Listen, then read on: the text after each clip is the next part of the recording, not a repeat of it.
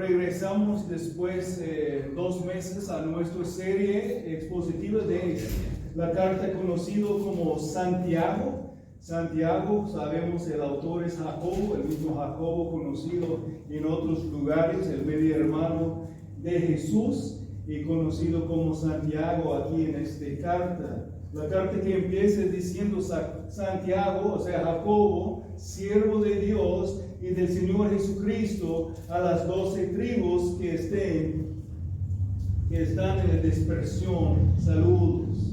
Entonces, tenemos una carta desde el corazón pastoral de Jacobo, quien escribió a una iglesia joven entre un tiempo que estaban sufriendo mucha persecución. Y notábamos en capítulo 1 que se trata con el asunto de perseverar con la fe entre las pruebas en lugar de caer a la tentación a pecar. Y como repasamos la semana pasada, entre los versículos aquí en Santiago 1, 18 al 27, podemos ver una énfasis en la recepción y aplicación de la palabra de Dios. Debemos recibir la palabra y responder a la palabra. Dar atención a la palabra, lo que va a resultar en demostrar por acción la obediencia a la palabra. Podemos ver cómo ambos, la salvación y la santificación, son resultados de la obra de Dios, usando la palabra en nuestras vidas. Y Pastor Jacobo está preocupado con el deseo de apoyar a los hermanos a aplicar la sabiduría divina que viene de lo alto e evitar la sabiduría mundana y diabólica, que en realidad es una contra-sabiduría o anti-sabiduría, es necedad lo que el mundo ofrece. Y podemos ver esto en el pasaje pináculo de la carta en Santiago 3, 13 al 18. En cada porción de su carta, él está enfatizando las maneras en que podemos o debemos aplicar la sabiduría de Dios. Entonces, ahora llegamos a los versículos 26 y 27 de Santiago 1. Unos versículos que pueden ser conocidos como el pináculo del argumento, o sea, de la enseñanza de Jacobo, entre esta porción de la carta, lo que empieza en versículo 19 de capítulo 1. Santiago 1, 19 al 20. Esto lo saben o sepan esto, mis amados hermanos. Pero que cada uno sea pronto para oír, tardo para hablar, tardo para la ira. Pues la ira del hombre no obra la justicia de Dios. Y después que enseñar la importancia del arrepentirse de los pecados y recibir humildemente la palabra, practicándola en lugar de solamente escuchándola, Jacobo habla de algunas maneras muy específicas que podemos, aún debemos aplicar la enseñanza bíblica. Voy a empezar leyendo en el versículo 1 para captar el contexto y leer hasta el 26 y 27, donde vamos a enfocar nuestro tiempo. Por lo cual, desechando toda inmundicia y todo resto de malicia, reciben ustedes con humildad la palabra implantada, que es poderosa para salvar sus almas. Sean hacedores de la palabra y no solamente oidores, que se engañen a sí mismos. Porque si alguien es oidor de la palabra y no hacedor, es semejante a un hombre que mide su rostro natural en un espejo. Pues después de mirarse a sí mismo e irse, inmediatamente se olvida de qué clase de persona es. Pero el que mira atentamente a la ley perfecta, la ley de la libertad, y permanece en ella, no olvidándose vuelto oidor olvidadizo, sino un hacedor eficaz. Este será bienaventurado en lo que hace. Sean hacedores de la palabra y no solamente oidores que se engañen a sí mismos. Y en los versículos 26 y 27, él va a darnos como ilustración o ejemplo de la diferencia entre uno que hace la palabra y uno que oye nada más y entonces engaña a sí mismo. Si alguien se cree religioso, pero no refrena su lengua, sino que engaña a su propio corazón. La religión de tal es vana. La religión pura y sin mancha delante de nuestro Señor, de nuestro Dios y Padre, es visitar a los huérfanos y a las viudas en sus aflicciones y guardarse sin mancha del mundo. Señor, damos gracias por tu palabra y pedimos ahora por la lectura de la palabra y la predicación de ella, que podamos ser bienaventurados en escuchar, pero no solamente escuchar, sino aplicar tu palabra en nuestras vidas, para que podamos ser sabios, poniendo en práctica en la manera diaria la sabiduría divina que viene a nosotros desde el cielo.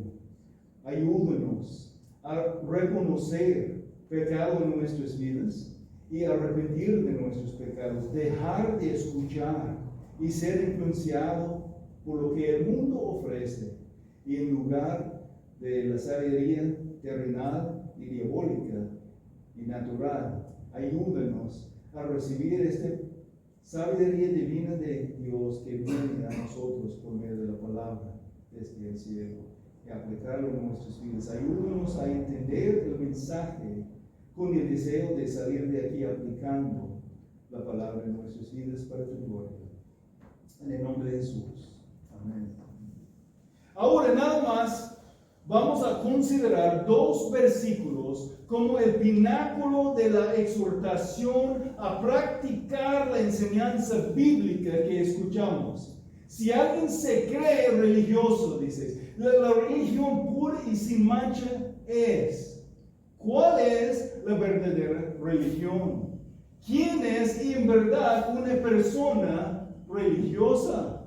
Antes que avanzamos, tenemos que definir cómo Jacobo está usando el concepto de la religión. Hay personas muy religiosos en sus propias religiones equivocadas. Hay personas muy dedicadas a las enseñanzas y prácticas de otras religiones como Islam, el mormonismo, catolicismo romano, entre otros muchos más religiones mundiales y sectas no cristianas. Y algunos de ellos, tristemente, son más dedicados a practicar su religión que algunos de los cristianos. Hay miembros de la secta de los testigos de Jehová que son mucho más dedicados a presentar sus creencias a otras personas, aún casa por casa y entre las calles, que algunos de los hermanos que conocen la verdad. Pero eso no es el sentido que Jacobo está usando el concepto de la religión o el ser religioso.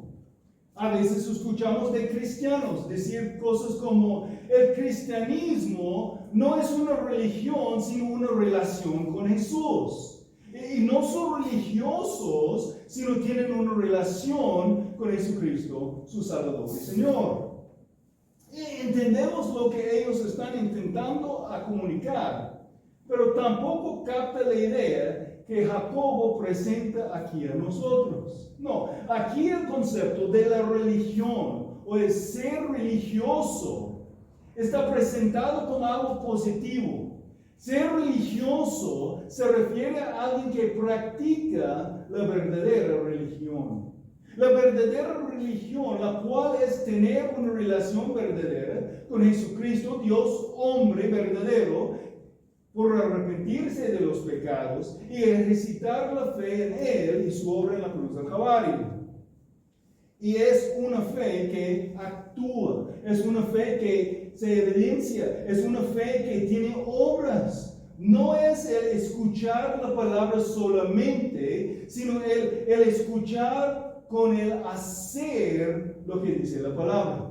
Más adelante en capítulo 2, empezando versículo 14, Jacobo va a hacer y defender el argumento bíblico que la fe verdadera siempre será una fe evidenciada por acciones. Vamos allá por un momento, Santiago 2:14 y adelante. ¿De qué sirve, hermanos míos, si alguien dice que tiene fe, pero no tiene obras? ¿Acaso puede esa fe salvarlo? Y la respuesta será: claro hermano o una hermana no tiene ropa y carece del sustento diario, y uno de ustedes les dice, vayan en paz, caliéntense, sáciense, pero no les dan lo necesario para su cuerpo, ¿de qué sirve? Así también la fe por sí misma, si no tiene obras, está muerta. Pero alguien dirá, tú tienes fe, yo tengo obras. Muéstrame tu fe sin las obras, y yo te mostraré mi fe por mis obras. El punto es eso. Todos pueden decir que tienen la fe, pero la fe verdadera será evidenciada por lo que hace la persona. ¿Tú crees que Dios es uno, versículo 19? ¿Que hay un solo Dios? Haces bien. También los demonios creen y tiemblan. Pero ¿estás dispuesto a admitir, oh hombre vano, oh hombre necio, que la fe sin obras es estéril, muerta? Precisamente traducido estéril porque es incapaz de producir algo. La fe no verdadera no va a producir evidencias, obras. Versículo 21. Él sigue con dos ilustraciones de personas de fe en el Antiguo Testamento. ¿No fue justificado por las obras Abraham, nuestro padre, cuando ofreció a su hijo Isaac sobre el altar? Ya ves que la fe actuaba juntamente con sus obras. Y como resultado de las obras, la fe fue perfeccionada. Y se cumplió la escritura que dice, y Abraham creyó a Dios y le fue contado por justicia y fue llamado amigo de Dios. Ustedes ven que el hombre es justificado por las obras y no solamente por la fe. Obviamente, por lo que dice Romanos, entre otras escrituras, Abraham fue justificado, o sea, declarado justo ante Dios por su fe y no por obras. Pero su fe verdadera produjo obras. Fue denunciado ante los hombres con acción. De la misma manera, ¿no fue la ramera Rahab también justificado por las obras cuando recibió a los mensajeros y los envió por otro camino? Porque así como el cuerpo sin el espíritu está muerto, así también la fe sin las obras está muerta. Vamos a Efesios 2 y los versículos 8 y 9. Efesios 2, empezando versículo 8. Porque por gracia ustedes han sido salvados por medio de la fe. Y esto no procede de ustedes, sino es don de Dios. No por obras, para que nadie se gloríe. Pero nota versículo 10. Porque somos hechura suya, creados en Cristo Jesús para hacer buenas obras, las cuales Dios preparó de antemano para que anduviéramos en ellas. Nota la diferencia, por y para. La gramática es esencial aquí. Somos salvados por la gracia, por medio de la fe, para hacer buenas obras, no por las obras. Regresando al capítulo 1 y versículos 26 y 27. Entonces, si alguien se cree religioso, si la religión pura y sin mancha es. Aquí Jacobo está hablando de la verdadera religión. El que es verdaderamente religioso en el cristianismo bíblico sentido de la palabra. Él nos presenta en formas positivas las características de los verdaderos cristianos o el verdadero cristianismo o el verdadero creyente en el Señor Jesús y una advertencia a los que no son, los que se engañan a sí mismos pensando que son cristianos cuando no son cristianos, los que son oidores olvidadizos, Los que son oidores solamente, pero no son hacedores de la palabra. Los que escuchan a la palabra, semejante a un hombre que mide su rostro natural en un espejo, como la palabra es un espejo. Pero después de mirarse a sí mismo e irse, inmediatamente se olvida de qué clase de persona es. Entonces veremos el pasaje considerando cuáles son las características del verdadero cristiano. Verdadero cristiano, la fe genuina en el Señor Jesucristo. ¿Cuáles son algunas evidencias que deben ser identificadas en las vidas de los verdaderos cristianos que están madurando en Cristo? El pasaje no intenta de ser una descripción de todo lo que es la religión verdadera o el cristianismo genuino, sino es una ilustración de cómo un creyente que vive por fe va a manifestar su fe en ser hacedor de la voluntad de Cristo revelado por su palabra. Son características que deben ser identificadas en nuestras vidas y aumentadas mientras estamos siendo santificados y transformados más a la imagen del Señor. Entonces lo que tenemos aquí podemos considerar como 3 características de la religión verdadera. 3 indicadores que deben ser identificados en la vida del creyente como manifestaciones de la obra del Espíritu Santo santificando al cristiano por medio de usar la palabra de Dios implantada en su corazón. Y podemos observar que las manifestaciones o marcas del cristianismo verdadero en la vida del creyente genuino pueden ser identificados en 3 maneras distintas, o podemos decir en 3 áreas de la vida cristiana, 3 características de la religión verdadera, 3 marcas que deben ser identificadas, o sea, evidenciadas en la vida del creyente, quien está creciendo, o sea, madurando espiritualmente entre el proceso de la santificación por la palabra. La primera característica, podemos decir, tiene un aspecto interno. Es algo del corazón en el interior del hombre. Entonces, primeramente, interno, la religión verdadera se caracteriza por el control al propio. La palabra clave aquí puede ser sobriedad en comunicación. Sobriedad en comunicación, autocontrolado. O sea, tener que expresar el dominio propio. Santiago 1:26. Si alguien se cree religioso, pero no frena su lengua, sino que engaña a su propio corazón, la religión de tal es vana. ¿Piensas que tú eres un buen cristiano? ¿Se cree maduro en Cristo? ¿Cómo estás usando tu lengua? Es la pregunta. Para una autoevaluación. ¿Cómo estás usando tu propia lengua? Si no estás refrenando tu lengua, estás engañando tu propio corazón y tu religión es vana. La religión verdadera se caracteriza por el control al propio, sobriedad en comunicación, autocontrolado, dominio propio, frenar la lengua. La imagen aquí es de poner una brida con freno en la boca de un caballo, a brindar un caballo. El hombre puede controlar el caballo, una bestia grande y poderosa, solamente por aprietar las riendas de una brida con freno en la boca del animal. Jale las riendas para el caballo. Es la manera aún que el más pequeño humano puede dominar el animal tan fuerte como el caballo.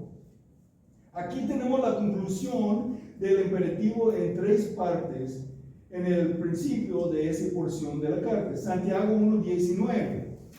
Esto lo saben, sepan esto, mis amados hermanos, pero que cada uno sea pronto para oír, tardo para hablar, tardo para la ira. Jacobo comentó sobre la frase, ser tardo para la ira, en los versículos 19 al 21, expandió su exhortación sobre la frase, sea pronto para oír, en los versículos 22 al 25. Pero ahora aquí en versículo 26, él nos apoya en saber cómo aplicar más la frase tardo para hablar. Si alguien se cree religioso, pero no refrena su lengua, sino que engaña a su propio corazón, la religión de tal es vana. Recuerden el versículo 20, nos dice, pues la ira del hombre no obra la justicia de Dios.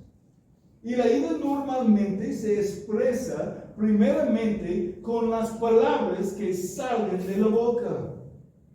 ¿Cómo detener una lengua suelta como caballo sin brida?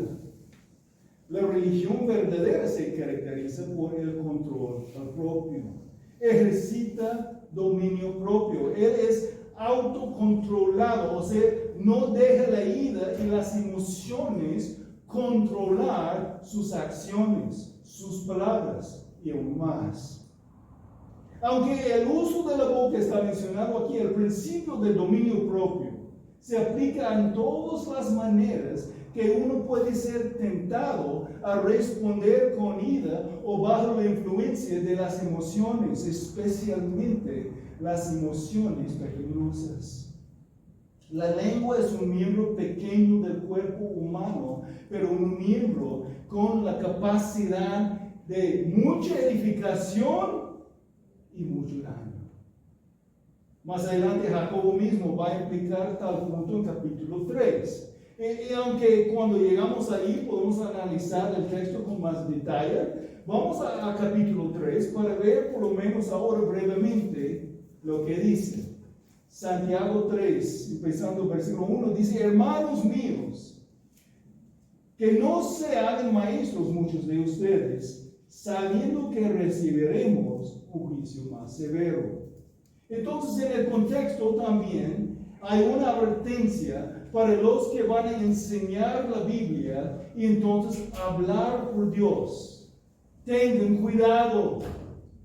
Es una responsabilidad alta y entonces viene con una disciplina severa si uno habla por Dios incorrectamente o en una manera que no refleja el carácter digno de un maestro de la palabra de Dios. Pero el principio se aplica no solamente en los maestros, sino a todos en cómo usar la boca, para edificar y no para destruir. Continuaremos en el versículo 2. Porque todos fallamos, o sea, ofendemos de muchas maneras. Si alguien no falla en lo que dice, es un hombre perfecto, capaz también de refrenar todo el cuerpo. Por eso, en capítulo 1, hablando del dominio propio, Santiago mencionó en particular la importancia de refrenar la lengua. Ahora bien, si ponemos el freno en la boca de los caballos para que nos obedezcan, dirigimos también todo su cuerpo. Miren, también las naves, aunque son tan grandes e impulsadas por fuertes vientos, son sin embargo dirigidas mediante un timón muy pequeño, por donde la voluntad del piloto quiere. Así también la lengua es un miembro pequeño y sin embargo se jacta de grandes cosas. Pues, ¿qué gran bosque se incendia con tan pequeño fuego? También la lengua es un fuego, un mundo de iniquidad. La lengua está puesta entre nuestros miembros, la cual contamina todo el cuerpo. Es encendida por el infierno e inflama el curso de nuestra vida. Porque toda clase de fieras y de aves, de reptiles y de animales marinos se puede domar y ha sido domado por el ser humano. Pero ningún hombre puede domar la lengua. Por eso, cuando hablamos del dominio propio, es ser autocontrolado, o sea, controlar el propio. Nunca debemos olvidar que el poder para controlar, o sea, dominar domar la lengua viene del Espíritu Santo que habita en nosotros. Y si con el Espíritu Santo podemos controlar este miembro pequeñito, podemos controlar todo. Porque este miembro pequeñito parte de cosas grandes. El incrédulo no tiene ese poder. Ningún hombre puede por su propio poder domar la lengua. Es un mal turbulento y lleno de veneno mortal. Con ella bendecimos a nuestro Señor y Padre, y con ella maldecimos a los hombres que han sido hechos a la imagen de Dios. De la misma boca proceden bendición y maldición. Hermanos míos, esto no debe ser así. ¿Acaso una fuente echa agua dulce y agua amarga por la misma abertura? ¿Acaso, hermanos míos, puede una higuera producir aceitunas o una vid higos? Tampoco la fuente de agua salada puede producir agua dulce. Tristemente, hermanos, hay tantos hombres de Dios que aún pierden sus oportunidades a en verdad apoyar a sus hermanos necesitados porque insisten de hablar, aun cuando hablan la verdad. Pero hablan en maneras arrogantes, en lugar de mostrar el amor de Cristo por el pecador, que necesita la exhortación. El humilde muestra la preocupación por su hermano y la gloria de Cristo en la manera que hable, en la selección de sus palabras, aún entre las más fuertes exhortaciones. La religión verdadera se caracteriza por el control al propio.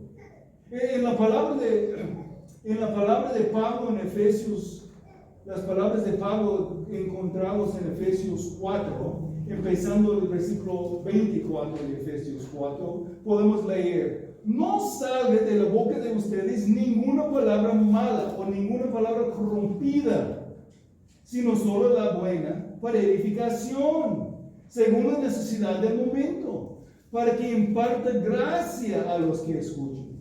Y no entristezcan al Espíritu Santo de Dios, por cual fueron sellados por el día de la redención. Sea quitada de ustedes toda amargura, enojo, ira, gritos, insultos, así como toda malicia. Sean más bien amables unos con otros, misericordiosos, perdonándose unos a otros, así como también Dios los perdonó en Cristo. Ahora, regresando a Santiago 1:26. Si alguien se cree religioso, pero no refrena su lengua, sino que engaña a su propio corazón, la religión de tal es vana. Como el versículo 22, sean hacedores de la palabra, no solamente oidores, que se engañan a sí mismos. La mención por parte de Jacobo sobre el corazón engañado aquí enfatiza la importancia de entender que las palabras que salen de la boca vienen del corazón. Son manifestaciones externas de lo que existe aquí internamente, lo que existe por dentro de nosotros.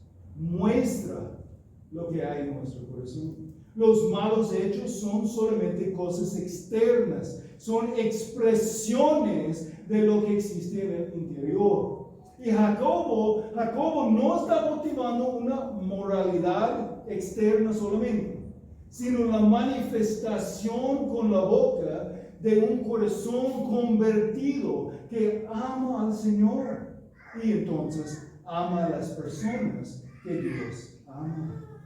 Jesús mismo regañó a los fariseos y escribas que intentaron obedecer a Dios con ritmos, con rituales externos solamente. Vamos al Evangelio según Marcos, capítulo 7. Marcos 7, versículo 6. Jesús les respondió: bien profetizó Isaías de ustedes, hipócritas. Como está escrito, este pueblo con los labios me honra, pero su corazón está muy lejos de mí. 15 a 16. No hay nada fuera del hombre que al entrar a él puede contaminarlo, sino que lo que sale de dentro del hombre es lo que contamina al hombre. Si alguno tiene oídos para oír, que oigan. Versículos 20 al 23 de lo mismo, ahí en Marcos 7, explicando más. También decía, lo que sale del hombre, eso es lo que contamina el hombre, porque de dentro del corazón de los hombres salen los malos pensamientos, fornicaciones, maldades, engaños, sensualidad, envidia, calumnia, orgullo e insensatez. Todas estas maldades de dentro salen y contaminan el hombre. Entonces, en Santiago 1:26, si alguien se cree religioso, pero no refrena su lengua, sino que engaña a su propio corazón, la religión de tal es vana. Esta palabra es sin valor, inútil, vacío, no sirve para nada. No tomaremos tiempo, pero es notable que el término traducido vana aquí fue usado en otros lugares de hablar sobre las prácticas religiosas idólatras. Y aquí Jacobo se describe la falta de controlar la lengua en la misma categoría entonces que las prácticas paganas. Entonces eso no es algo para tomar ligeramente, para excusar, pues así soy yo, así soy mi familia, así es mi familia, somos así, excusando su manera de hablar. Hay más que podemos decir aquí, pero debemos avanzar. La religión verdadera se caracteriza por el control al propio, sobriedad, autocontrolado, dominio propio. Después, el otro aspecto, la primera fue interno, ahora un aspecto externo, en el exterior, hacia a otros. La religión verdadera se caracteriza por el cuidado al prójimo. La religión verdadera se caracteriza por el cuidado al prójimo. Servicio es la palabra clave. Servicio con compasión, amor desinteresado, autosacrificial. La religión pura, versículo 27, y sin mancha delante de nuestro Dios y Padre es visitar a los huérfanos y las viudas en sus aflicciones. La religión pura y sin mancha delante de nuestro Dios y Padre. Entonces, es claro que aquí la énfasis es en lo que es el verdadero cristianismo que glorifica a Dios. Es como él está diciendo, una completamente pura religión ante nuestro Padre Divino se caracteriza en tal manera. Es pura y sin mancha, pura y sin mácula, como dice Lorena Valera, es inmaculada. O sea, incontaminada. No hay una mezcla de contaminación. Nos lleva a pensar en lo que Cristo está haciendo con su iglesia amada. Escuchen a lo que dice Efesios 5, 25 al 27. Maridos, amen a sus mujeres así como Cristo amó a la iglesia y se dio a él mismo por ella, para santificarla, habiéndola purificado por el lavamiento del agua con la palabra, a fin de presentársela a sí mismo una iglesia en toda su gloria, sin que tenga mancha, ni arrugas, ni cosa semejante, sino que fuera santa e inmaculada. Otra vez en Santiago 1:27, la religión pura y sin mancha delante de nuestro Dios y Padre es visitar a los huérfanos y a las viudas en sus aflicciones. Pausamos aquí. Recuerda que Santiago no está describiendo todo el contenido de la religión que glorifica a Dios, sino él está haciendo un punto clave. Si alguien en verdad ama a Dios, adora a Cristo desde su corazón, entonces su religión se practica allí afuera de la iglesia, lunes al sábado, y no solamente existe aquí cuando reunimos para adorar a Dios los domingos. Es más que un ritual dominical, es algo manifestado en sus relaciones con los demás.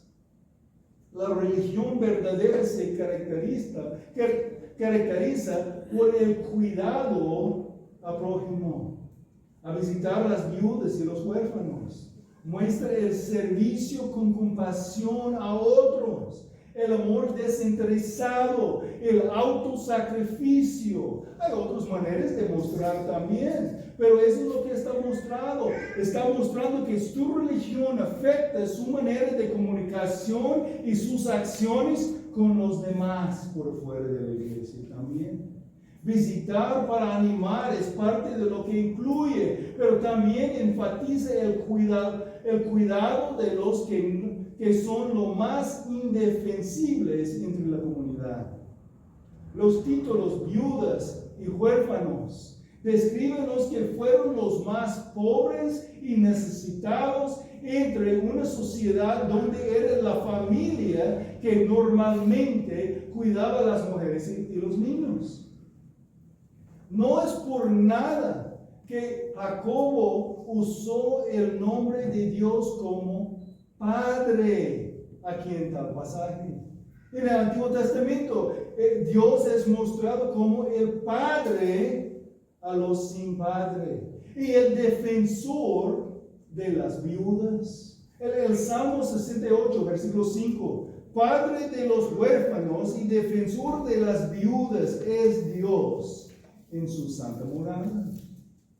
El Antiguo Testamento tiene mucha instrucción para el cuidado de los pobres y necesitados.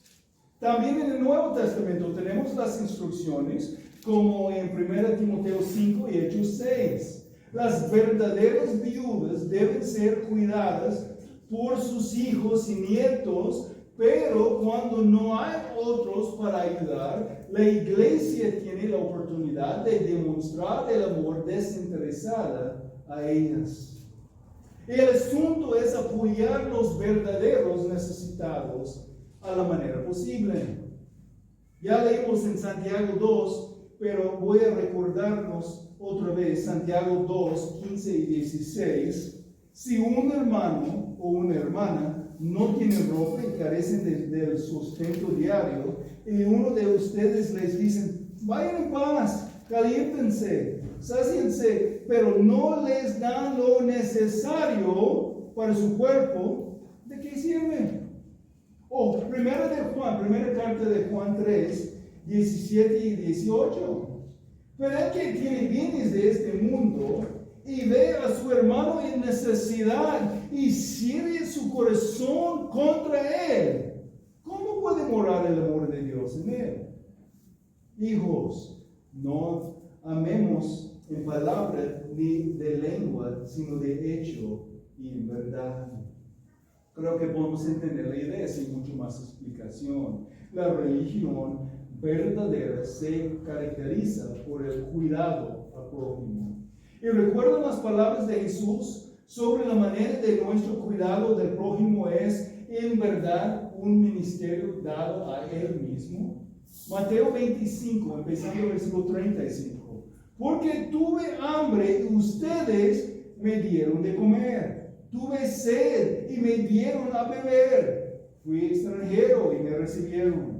Estaba desnudo y me vistieron. Enfermo y me visitaron. En la cárcel y me vinieron a mí. Entonces los justos le responderán diciendo, Señor, ¿cuándo te vimos hambriento y te dimos de comer? Y sediento y te dimos a beber. ¿Y cuándo te vimos como extranjero y te recibimos? O desnudo y te vestimos.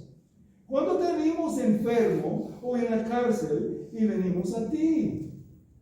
El rey les responderá, en verdad les digo que en cuanto lo hicieron a uno de estos hermanos míos, aún a los más pequeños, a mí lo hicieron.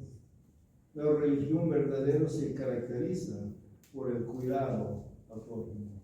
Finalmente, el aspecto ascendente, hacia arriba, hacia Dios. La religión verdadera se caracteriza por la conducta con pureza. La religión verdadera se caracteriza por la conducta con pureza. La palabra clave aquí es santidad. Santidad en comportamiento, incontaminada, sin mancha. La religión pura y sin mancha delante de nuestro Dios y Padre es visitar a los huérfanos y las viudas en sus aflicciones y guardarse sin mancha del mundo. Y guardarse sin mancha del mundo. Aquí la caracteriza de la verdadera religión, la característica notada de esta verdadera religión, da vuelta desde la responsabilidad entre la comunidad de la fe hacia los peligros alrededor en el mundo. Mundo aquí está usado en referencia a lo que es malo. Nos recuerda el pasaje central de Santiago 3, donde refiere a la sabiduría del mundo como algo terrenal, natural y diabólica. Versículo 15 de Santiago 3. Esa admonición tan directa sobre los peligros espirituales en el mundo también nos prepara para lo que va a enseñar más adelante en capítulo 4 y versículo 4, donde tal enemigo va a ser mencionado otra vez. Santiago 4:4, oh almas adúlteras o infieles, ¿no saben ustedes que la amistad del mundo es enemistad hacia Dios? Por tanto, el que quiere ser amigo del mundo se constituye enemigo de Dios. ¿Quién quiere complacer? ¿Dios o el mundo? No puedes servir dos maestros. Vas a estar en la palabra de Dios siendo transformado a la imagen de Cristo, o no estarás recibiendo y aplicando la palabra, y el mundo moldeará a su imagen. En lo esencial, eso es lo que nos dice Pablo en Romanos 12 y los versículos 1 y 2. Por tanto, por eso, por todo lo que ha escrito en capítulo 1 al 11 de Romanos sobre el Evangelio de nuestro Señor Jesucristo, por tanto, hermanos, les ruego por las misericordias de Dios que presenten sus cuerpos como sacrificio vivo y santo, aceptable a Dios, que es el culto racional de ustedes. El culto racional. La única manera racional a responder a la gracia y misericordia de Dios derramada sobre ti en Cristo Jesús. O no se adapten, no se conformen a este mundo. No se moldeado a la imagen del mundo, lo que es aceptable al mundo, lo que agrada al mundo. No se adapten a este mundo, sino transfórmense mediante la renovación de su mente, su forma de pensar. Renovando tu mente con la perspectiva de Dios, adoptando la mente de Cristo, cambiando tu manera de pensar para pensar con la sabiduría divina de lo alto en lugar de la antisabiduría, la necedad que el mundo ofrece. No se adapten a este mundo, sino transfórmense mediante la renovación de su mente para que verifiquen cuál es la voluntad de Dios, lo que es bueno, aceptable y perfecto. Nunca es un asunto de solamente cambiar su manera de vivir, su ética, su moralidad en sí misma, sino es un cambio externo, por causa de un cambio interno.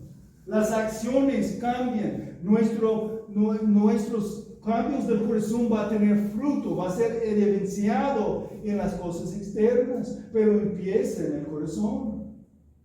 Un cambio interno que cambie su enfoque desde el mundo terrenal a Jesucristo, el Creador y el Rey del mundo.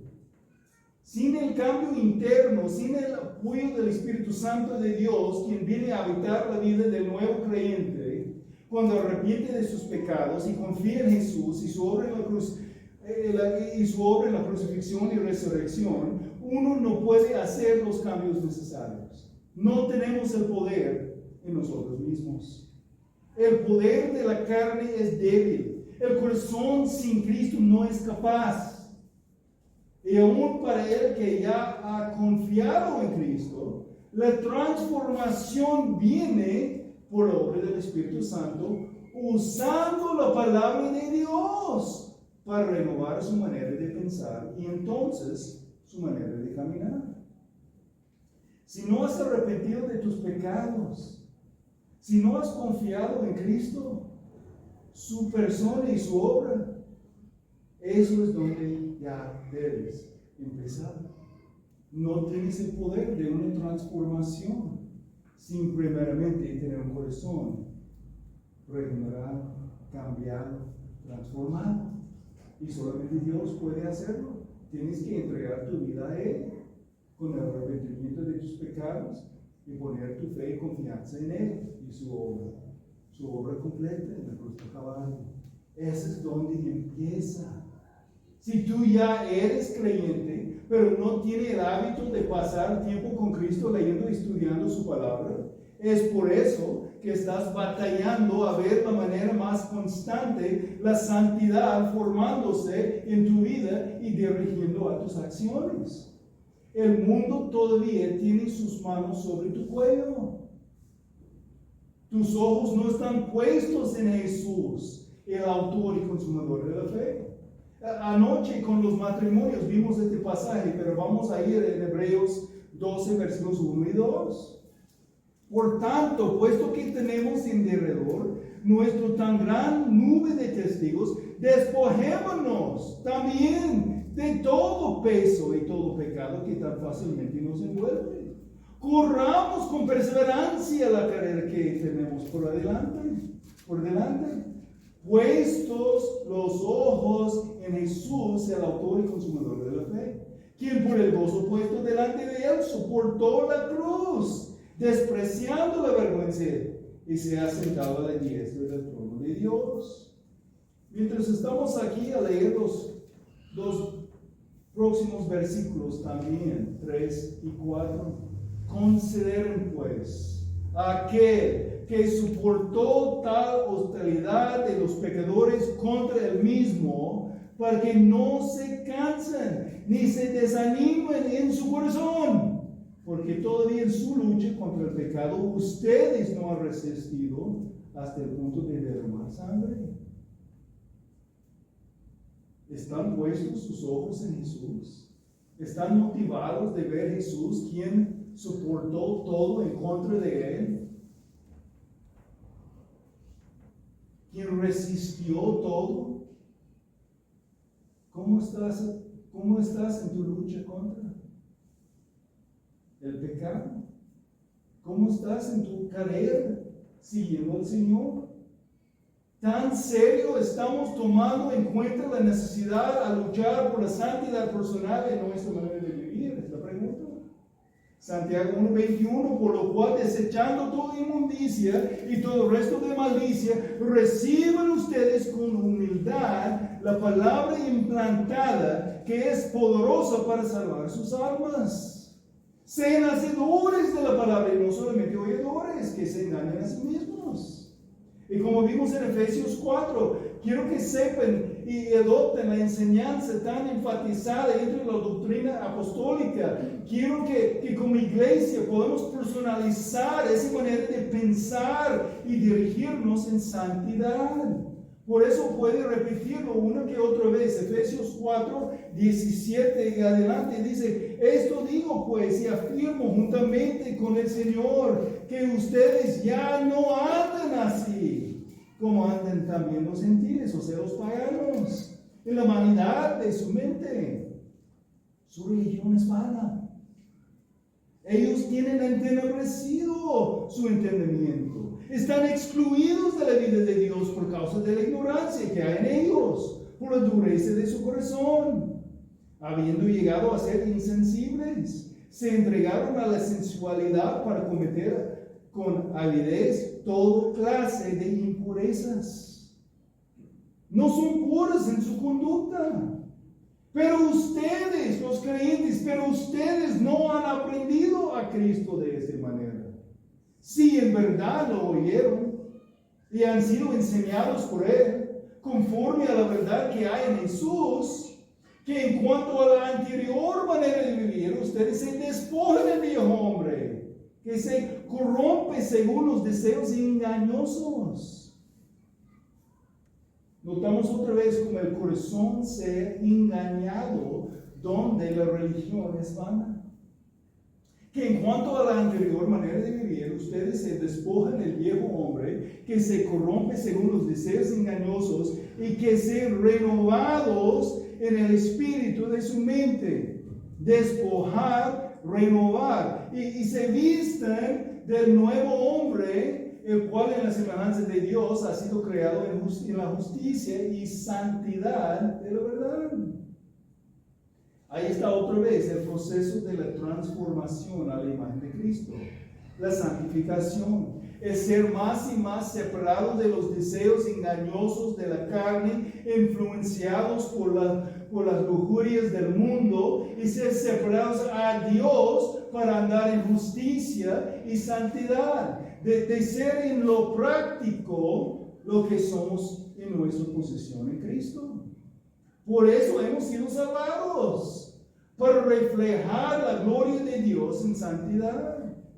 Y tenemos la confianza que el Espíritu de Dios va a usar la palabra de Dios para cumplir en nosotros su propósito. Romanos 8, 26 al 30. De la misma manera también, el Espíritu nos ayuda en nuestra debilidad.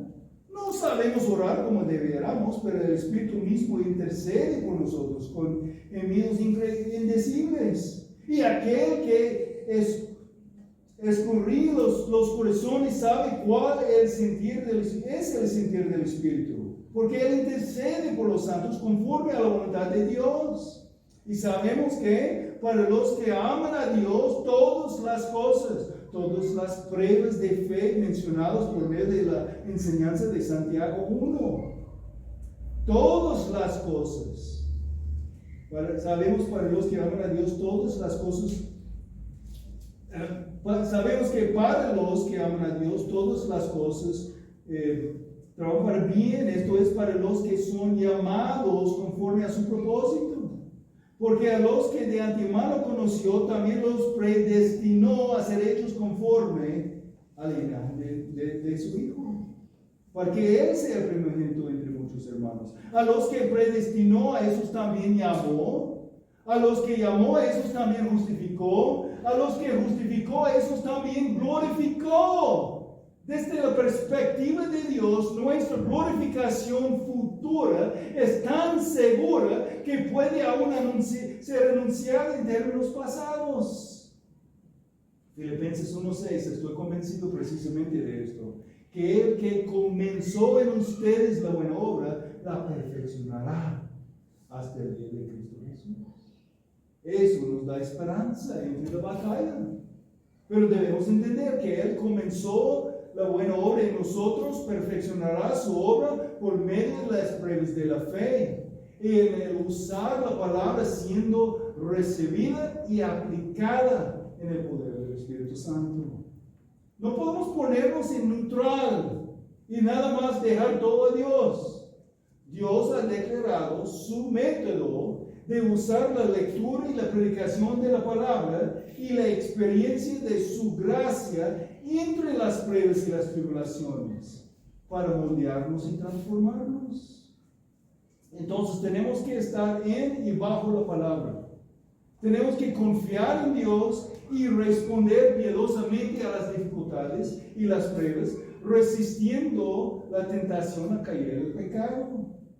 Tenemos que perseguir activamente y con perseverancia la santidad personal en nuestras vidas y con la conducta con pereza.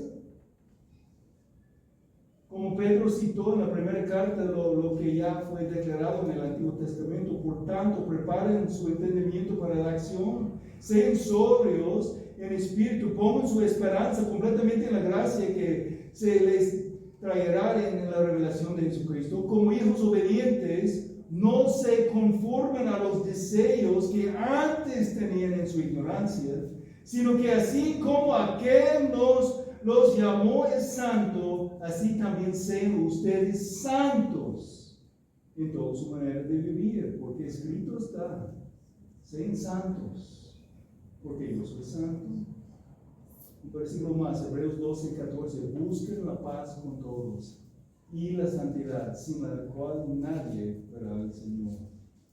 La religión verdadera se caracteriza por la conducta con pureza, santidad, sin mancha. Si somos creyentes verdaderos, hemos sido declarados santos posicionalmente. Entonces, mis queridos hermanos, debemos luchar en el poder dado por la gracia de Dios de poner en la práctica lo que somos por posesión en Cristo. La religión verdadera se caracteriza por el control al propio, el cuidado al prójimo y la conducta con pureza. Esa es la meta para nosotros de andar así. Y si uno no ha arrepentido todavía, uno no ha entrado a la fe cristiana todavía, no tiene ese poder. Pero no hay razón de esperar. Aún en este momento puedes arrepentir de tu pecado y poner tu fe en Cristo y recibir el poder de vivir en santidad, reflejando la gloria